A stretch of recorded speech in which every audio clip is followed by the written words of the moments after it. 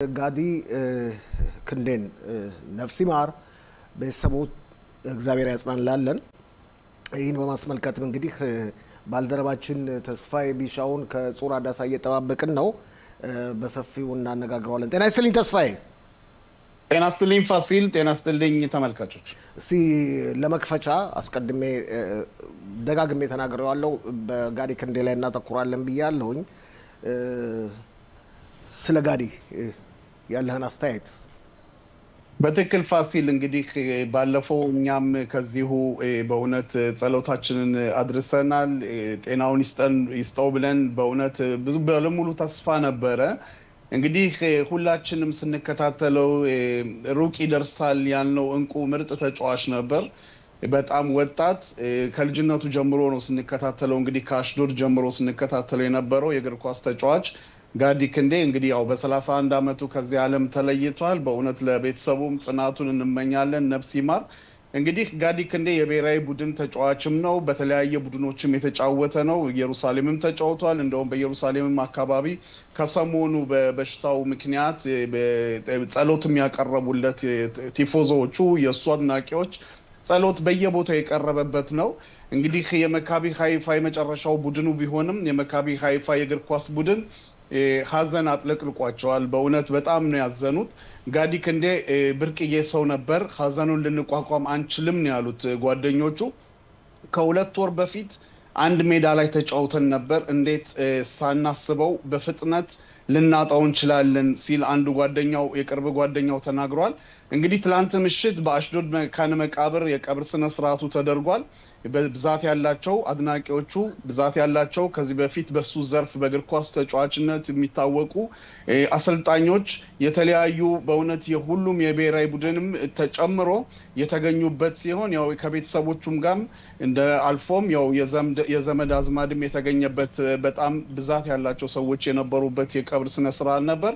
እንግዲህ የ31 አመቱ ወጣት ጋዲ ክንዴ ጓደኞቹ ሲገልጹት ትሁት፣ ከሰው ጋር ተግባቢ፣ ሁሉ ጊዜ ፈገግታ የማይለየው በሄደበት ሁሉ ተወዳጅ ነበር። ትልቅ ቦታ ይደርሳል ያልነው የእግር ኳስ ተጫዋቻችን ባጭሩ ተቀጨብን የሚሉ አነጋገሮች ተናግረዋል። እኔም አሁን ስናገር በስሜት ሆኜ ነው።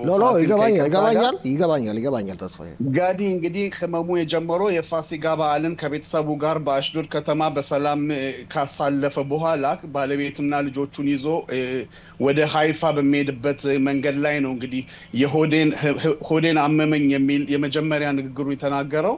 እንግዲህ በጣም በሽታው እየባሰበት በሄደ ቁጥር ያው አሽዶድ በሚገኘው አሱታ ሆስፒታል ለሕክምና ሄዶ ያው ምርመራውን ይከታተላል። የምርመራው ውጤት መጥፎ ውጤትና የግዴታ ሆስፒታል መግባት እንዳለበት ሆኑን ሲያይ ያው የሆስፒታል ይገባል። እንግዲህ ጓደኞቹ ሲናገሩ ያው ጋዲ ከጸባዩ የሚያማርር ሰው አልነበረም በጸባዩ። ነገር ግን ህመሙን ሊቋቋሙ አልቻለም። የግዴታ ምርመራ ማድረግ እንዳለበት ሲያውቅ ሆስፒታል ገብቶ ምርመራውን አካሂዷል። የምርመራውን ውጤት ሲቀበል ቀላል በሽታ ስላልሆነ የግዴታ ሆስፒታል ገብቶ ምርመራውን መከታተል ነበረበትና ካሳለፍነው ቅዳሜ ጀምሮ የጋዲ የጤና ሁኔታ በእጅጉ እየተባባሰ ሄዶ በወቅቱ በሃይፋ በሚገኘው ራምባም ሆስፒታል ነበር።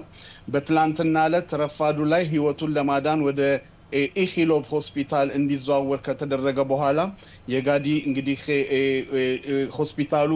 የሆስፒታሉም ሐኪሞች ይሄን ነገር ሊያደኑ ስላልቻሉ የግዴታ እንግዲህ የጋዲ ቡድን መካቢ ሃይፋ በቅርብ ለሚደረገው የመካቢ ናታንያ ጋር የእግር ኳስ ጨዋታ ጓደኞቻቸው እንግዲህ ጋዲ ክንዴን ለማስታወስ ጥቁር ማሊያ ምልክት ያለው የማሊያ ልብስ ለብሰው እንደሚጫወቱና እስከመቼም እንደማይረሱት ነው የተናገሩት።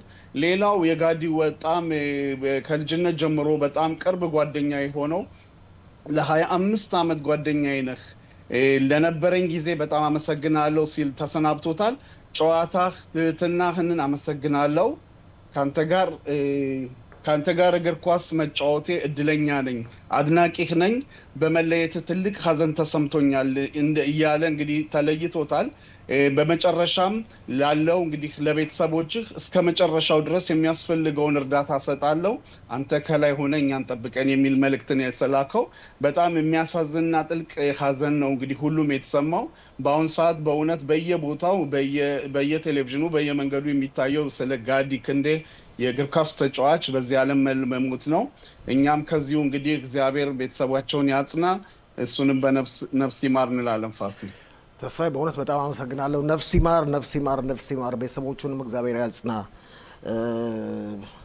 አንተም እኔም በአካባቢያችንም ያሉን አሽዶድን ከተማ በሚገባ ስለምናቅ ቤተሰባችንም በአሽዶድ ከተማ አካባቢ ስለሚገኝ የኔ ልጆችን በአሽዶድ ከተማ እንዳደጉ ታውቃለህ በደንብ ነው የሚያውቁት ጋዲ ክንዴን በጣም ያሳዝናል